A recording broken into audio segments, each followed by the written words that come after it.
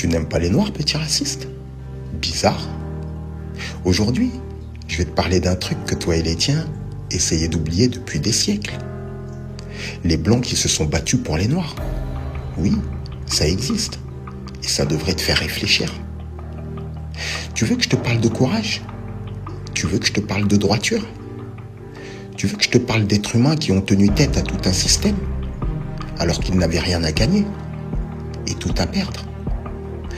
Alors écoute, il y a eu John Brown, un homme blanc qui n'a pas juste parlé. Il a pris les armes contre l'esclavage. Il est monté sur l'échafaud pour la liberté des Noirs. Il est mort pour nous.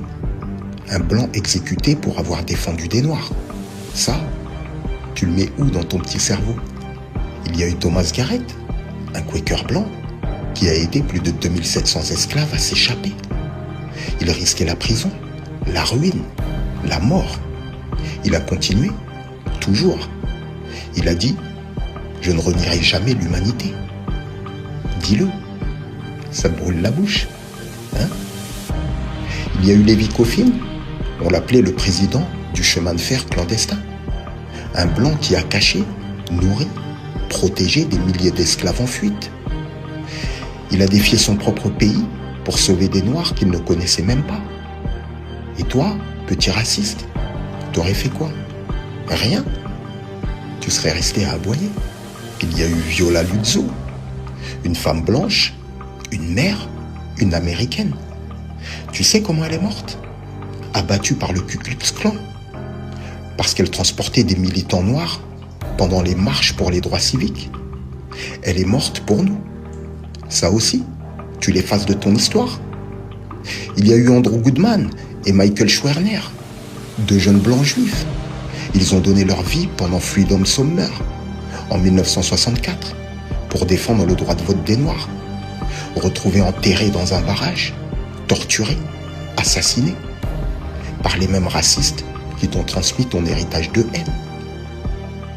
Les vrais alliés ne parlent pas, ils agissent, ils saignent et ils meurent. Et même dans le sport, l'histoire te gifle. 1968, le podium olympique, Tommy Smith et John Carlos lèvent le poing contre l'oppression. Et à côté d'eux, Peter Norman, l'athlète blanc.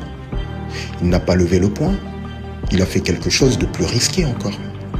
Il a porté le badge de l'OPHR, l'Organisation pour les droits de l'homme noir, devant les caméras du monde entier. Ce simple badge a détruit sa carrière, mis au banc par son pays, écarté des sélections, punition immédiate, pour avoir soutenu deux hommes noirs. Tu vois, petit raciste, ton problème, c'est que tu crois que tous les blancs pensent comme toi. Mais l'histoire te prouve le contraire.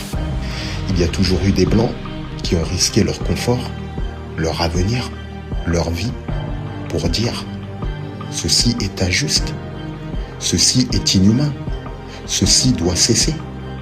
Et toi, tu fais quoi, à part commenter dans l'ombre avec ton courage de moustique? Le courage n'a pas de couleur, mais la lâcheté, oui, elle porte toujours le même teint.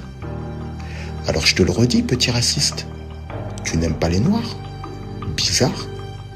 Parce que certains Blancs ont aimé la justice plus que leur propre vie.